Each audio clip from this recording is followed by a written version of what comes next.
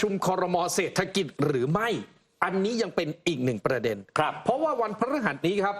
23 พฤษภาคมศาลรัฐธรรมนูญจะพิจารณาเรื่องที่สว40 ท่านเนี่ยยื่นให้กับศาลรัฐธรรมนูญว่าจะรับพิจารณาคุณสมบัติการดำรงตำแหน่งนายกรัฐมนตรีของคุณเศรษฐาทวีสินหรือไม่เพราะคุณเศรษฐาไปแต่งตั้งคุณพิชิตชื่นบานเป็นรัฐมนตรีประจำสำนักนายกซึ่งคุณพิชิตชื่นบานมีความสุ่มเสี่ยงจะขาดคุณสมบัติการเป็นรัฐมนตรีมันซ้อนๆกันนะอย่างงงสวเนี่ยยื่นก่อนว่าคุณพิชิตขาดไหมถ้าคุณพิชิตถูกฟันธงว่าขาดคุณเศรษฐาจะมีความผิดฐานชงคนขาดคุณสมบัติให้ไปเป็นรัฐมนตรีนะครับคุณนันทิวัฒน์สามารถก็พูดออกมาเช่นกันบอกว่า23 พฤษภาคมนี้ศาลจะพิจารณาอนาคตเศรษฐาจะอยู่หรือจะไปจะต้องหยุดปฏิบัติหน้าที่หรือไม่ถ้าศาลรัฐธรรมนูญ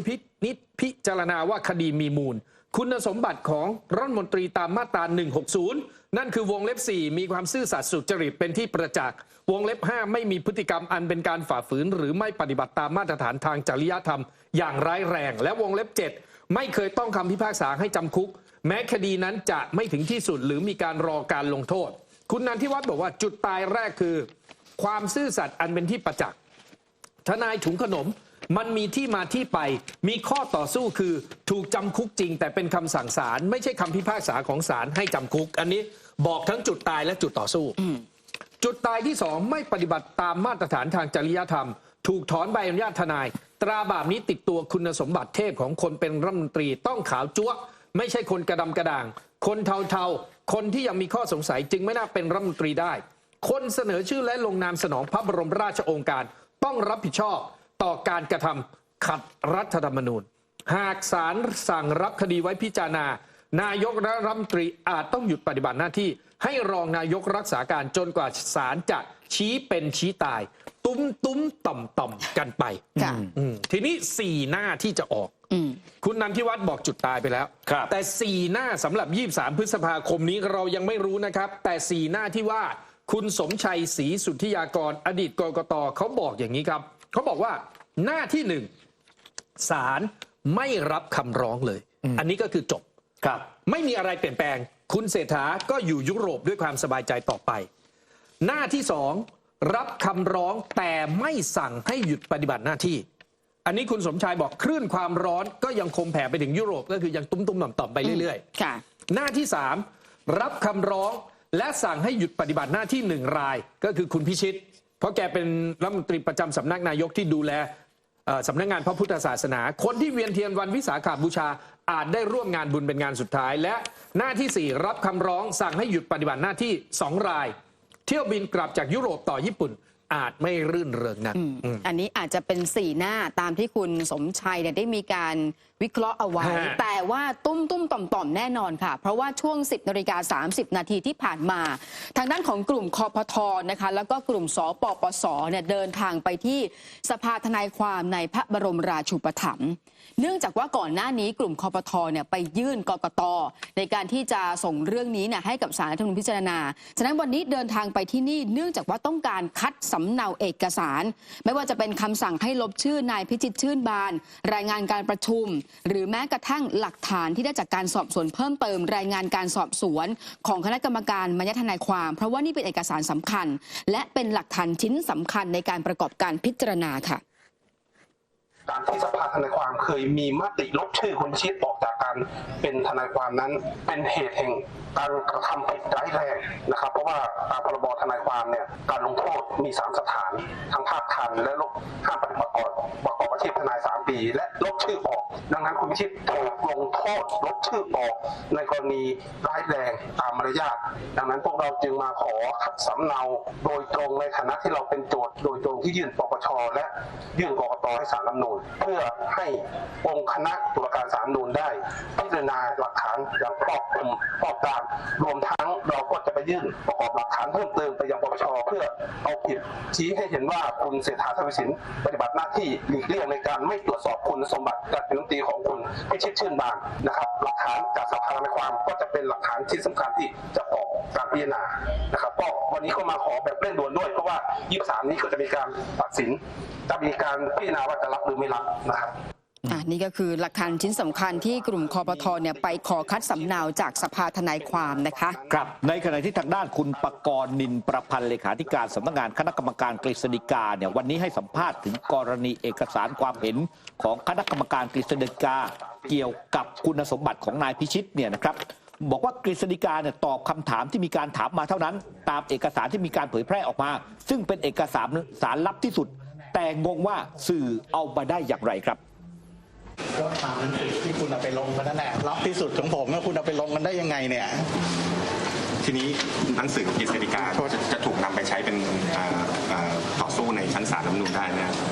ไม่ทราบศาลท่านจะเรียกหรือเปล่าก็ไม่ทราบแล้วแต่ถ้าเกิดศาลท่านรับคำร้องเนี่ยเราต้องเป็นฝ่ายกฎหมายของรัฐบาลท่านอาจจะให้ทำคำชี้แจงก็แล้วแต่นี้เรื่องถึงศาลแล้วอย่าถามผมเลยเดี๋ยวไปว่ากันที่ศาลเนาะครับบอกว่าเรื่องนี้ถึงศาลแล้วก็อย่ามาถามตนเลยก็ไปว่ากันที่ศาลสำหรับทางด้านคุณปกรณ์นินประพันธ์ก็อย่างที่บอกนะฮะคือตอนถามไปเนี่ยมันไม่ถามไปให้ครบทุกข้อไงนะฮะถามไปเรื่องไหนไปเรื่องไหนเนี่ยก็ตอบเรื่องนั้นใช่นะครับทางด้านคุณนัจจารีอนันตสินเลขาธิการคณะรัฐมนตรีก็กล่าวถึงกรณีดังกล่าวนะครับก็บอกว่าก็คงจะตอบเหมือนเลขาธิการคณะกรรมการกฤษฎีกานั่นแหละนะฮะคือแต่ด้วยความเคารพเราอย่างนี้ดีไหมฮะต่อไปเนี้ยการถามกฤษฎีกาหรือการเผยแพร่เอกสารเกี่ยวกับคุณสมบัติของการดำรงตำแหน่งเนี่ยผู้บริหารประเทศเนี่ยไม่ต้องรับที่สุดครับไม่ผมพูดเปิดเผยสิครับเผยให้เห็นถูกไหมว่าถามอะไรไปคือผมเคารพท่านเลขามาโดยตลอดนะแล้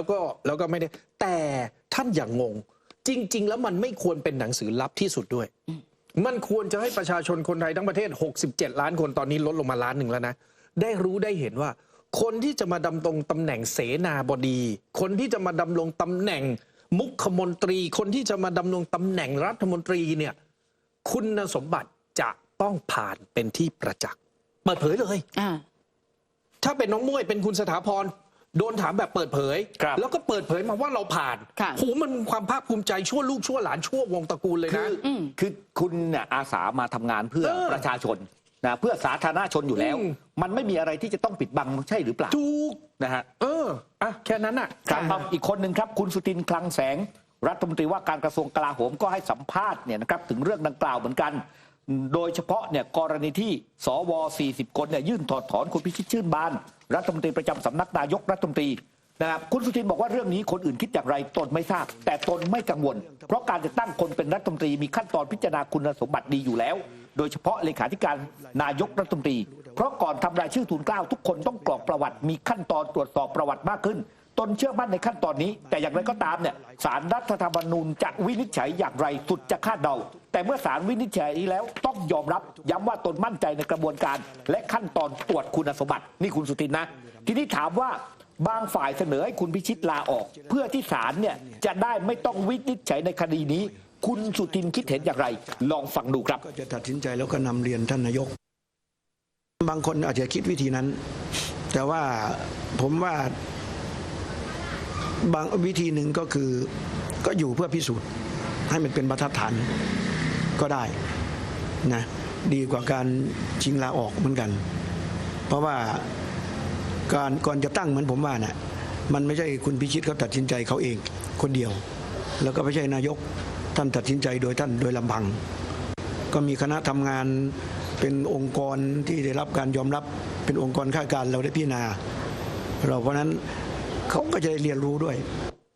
นี่ฮะนี่คือทางด้านคุณสุทินคลังแสงนะฮะส่วนคุณพายัพปั้นเกตที่ปรึกษารองนายกรัฐมนตรีแล้วก็วงเล็บว่านายภูมิธรรมเวชชัยเวลาเขาเป็นใครเขาต้องวงเล็บว่าเป็นที่ปรึกษาของใครซึ่งคุณผู้ชมคงยังจำได้ว่านี่คือแกนนำคนเสื้อแดงเข้าไปตรวจค้นโรงพยาบาลจุฬาจนกระทั่งองค์สมเด็จพระสังฆราชจะต้องย้ายโรงพยาบาลหนีนะครับนายพายัพปั้นเกตออกมาตอบโต้อดีตสมาชิกวุฒิสภา40 คนที่ตอนนี้รักษาการอยู่แล้วเข้าชื่อยื่นถอดถอนนายเศรษฐาทวีสินนายกรัฐมนตรีและนายพิชิต รัฐมนตรีสำนักนายกเนี่ยบอกว่าอดีตสวเหมือนเพิ่งตื่น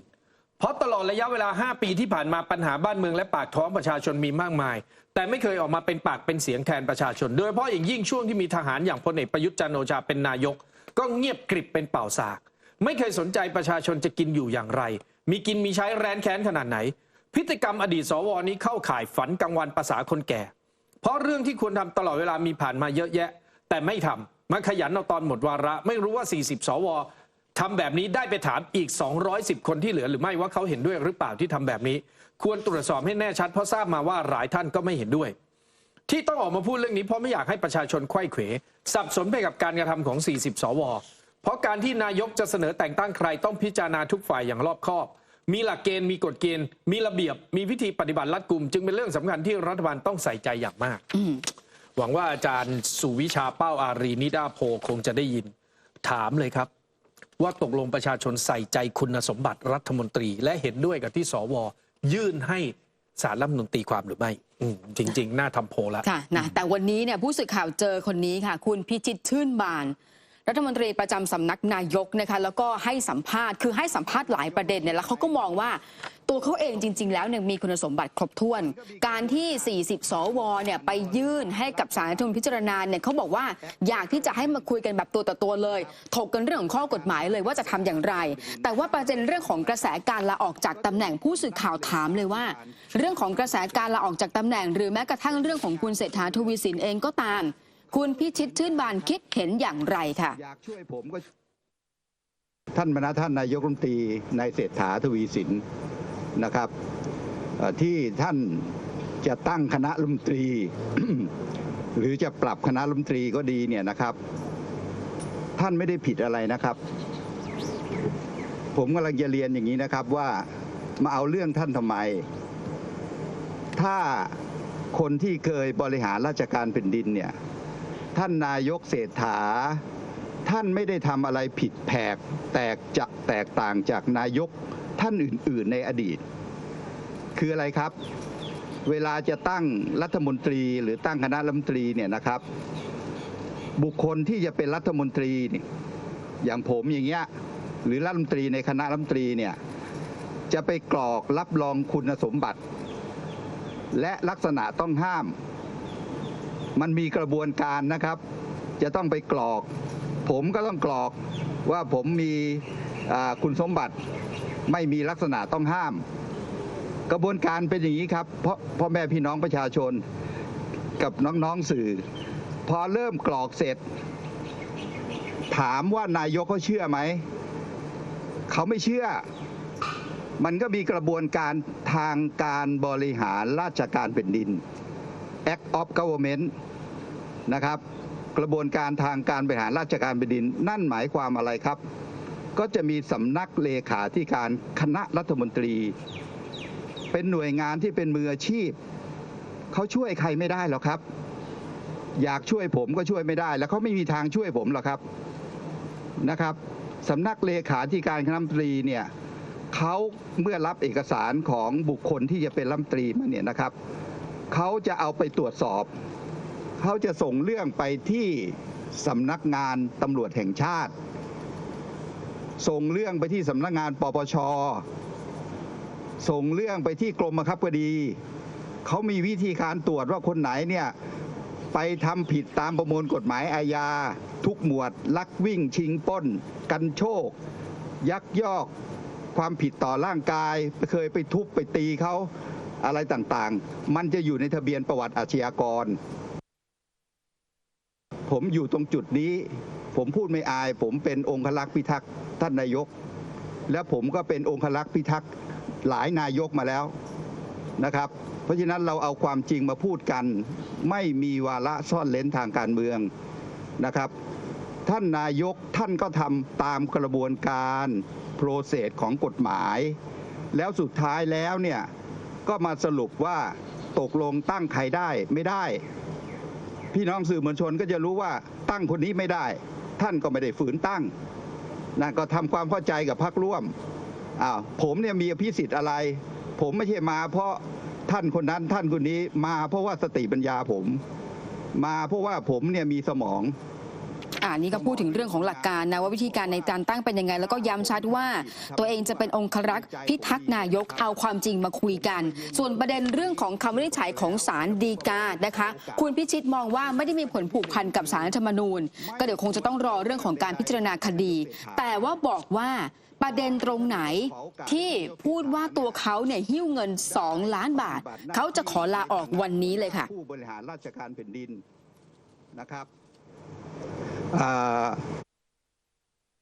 ถ้ามีตรงไหนว่าผมเป็นคนหิ้วถุงเงิน2 ล้านเนี่ยผมลาออกวันนี้เลยท่านไปดูคือหลายคนที่ว่ากล่าวติติงผมไอ้ทนายถุงเงิน2 ล้านเนี่ยพูดกันอย่างคนไร้สติไม่มีเหตุไม่มีผลคุณช่วยหาคำสั่งในคำสั่งน่ะแล้วดูว่าผมเนี่ยเป็นคนหิ้วถุงเงินเนี่ยผมลาออกวันนี้เลยไม่ต้องรอให้ศาลรัฐธรรมนูญวินิจฉัยคำสั่งของศาลเนี่ยนะครับประเทศเราเนี่ยเป็นระบบประมวลกฎหมายถ้าไม่มีกฎหมายบัญญัติให้อำนาจย่อมไม่มีอำนาจเพราะเราเป็นระบบประมวลกฎหมายการไต่สวนวิธีพิจารณาเรื่องละเมิดอำนาจศาลใช้ประมวลกฎหมายวิธีพิจารณาความแพ่งเป็นหลักในคดีอาญาก็ใช้ประมวลกฎหมายวิธีพิจารณาความอาญาเป็นหลัก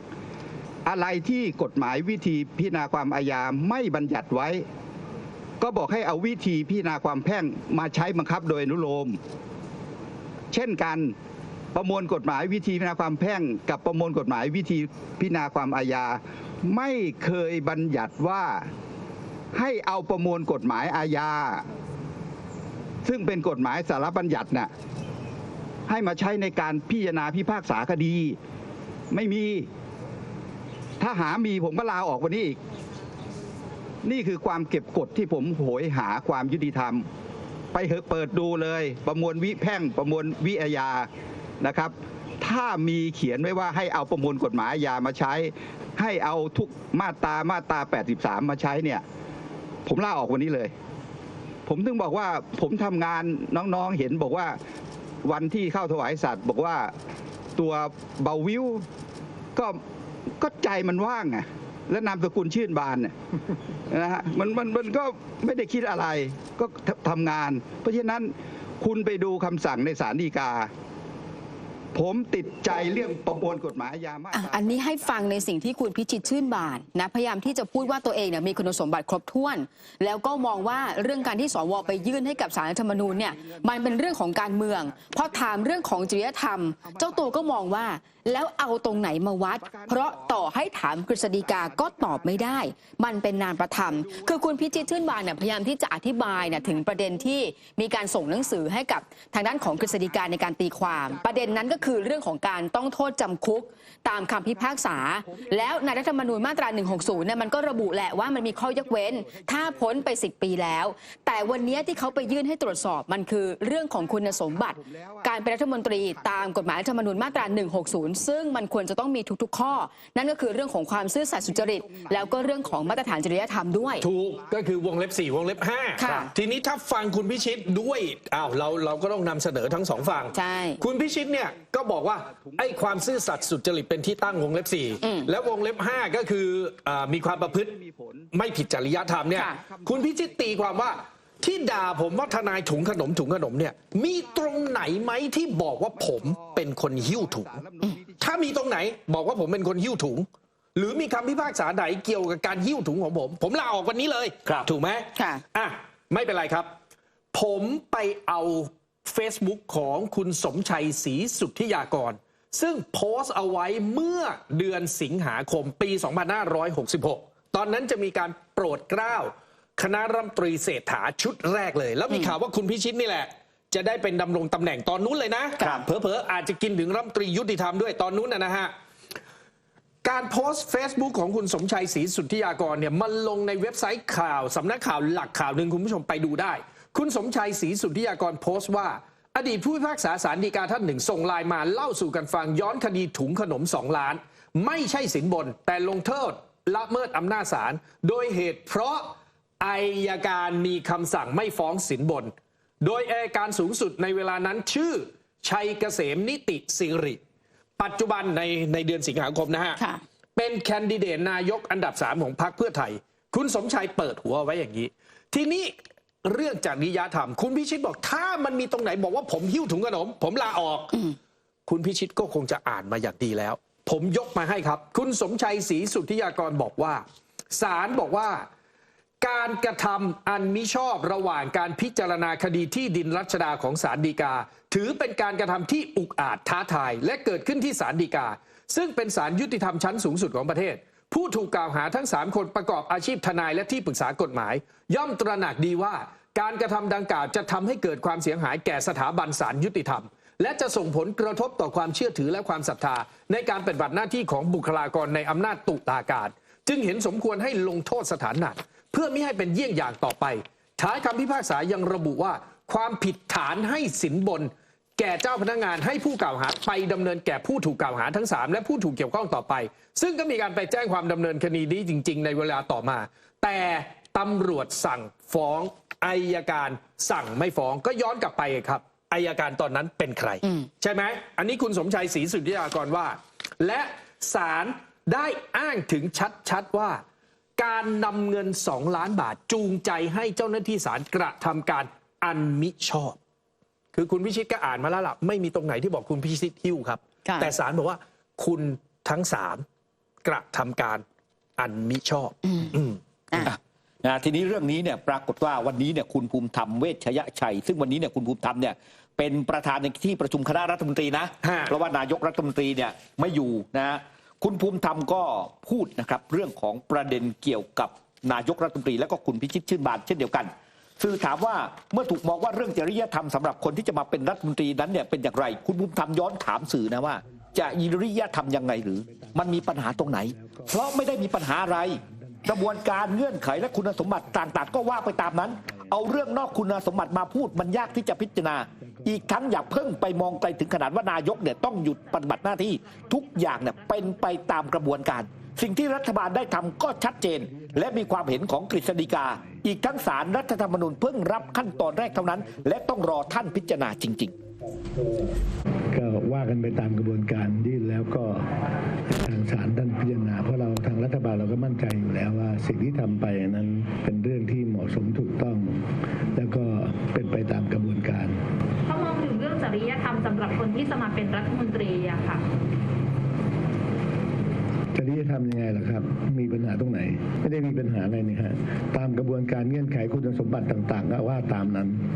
และทุกอย่างก็เป็นไปตามนั้นอยู่แล้วเอาเรื่องนอกคุณสมบัติมาพูดมันก็ยากที่จะพิจารณายังไม่ได้มองข้ามถึงผู้ปฏิเสธคือนายกต้องหยุดปฏิบัติหน้าที่กับที่ดินโอ้อย่าเพิ่งไปมองไกลขนาดนั้นทุกอย่างก็เป็นไปตามกระบวนการรัฐบาลได้ทำไปก็ชัดเจนนะครับแล้วก็มีความเห็นควบของกฤษฎีกานั้นไปยื่นศาลรัฐธรรมนูญศาลรัฐธรรมนูญรับเรื่องไปพิจารณาก็เพิ่งแค่รับขั้นตอนแรกเท่านั้นเองนะครับแล้วก็ต้องรอให้ท่านพิจารณาจริงทีนี้เนี่ยนักข่าวบอกว่าส่วนนะที่สวบางคนเนี่ยบอกว่า40สวที่ยื่นนี้ไม่เหมาะสมเพราะหมดวาระแล้วนั้นเนี่ยคุณภูมิธรรมบอกว่าตนว่าเรามีความเห็นแตกต่างกันดังนั้นทุกอย่างควรให้เป็นไปตามกระบวนการคือจริงๆอย่าหาว่าอะไรเลยนะผมว่าท่านนายกรัฐมนตรีที่ให้สัมภาษณ์จากต่างประเทศดีที่สุดเลยคือผมไม่ก้าวก่ายกระบวนการศาลยุติธรรมไม่ก้าวก่ายศาลรัฐธรรมนูญผมมั่นใจว่าผมไม่ได้ทำผิดกฎหมายแต่เมื่อมีคนร้องก็ต้องเป็นหน้าที่ที่ศาลรัฐธรรมนูญจะวินิจฉัยผมว่านั้นนะท่านนายกเหมือนมั่นใจว่าผมไม่ผิดแล้วก็พร้อมที่จะเดินเข้าสู่กระบวนการวินิจฉัยจะคุณภูมิธรรมคุณพิชิตหรือจะใครปล่อยให้มันเข้าไปครับศาลรัฐธรรมนูญวินิจฉัยถ้าท่านมั่นใจว่าไม่ผิดไม่ผิดคุณสมบัติไม่ผิดจริยธรรมคุณพิชิตเป็นรัฐมนตรีเต็มภาคภูมิเลยหลังอย่างนี้นะใครด่าคุณพิชิตถ้าศาลชี้ไม่ผิดโอ้โหคุณพิชิตยืดได้เลยครับ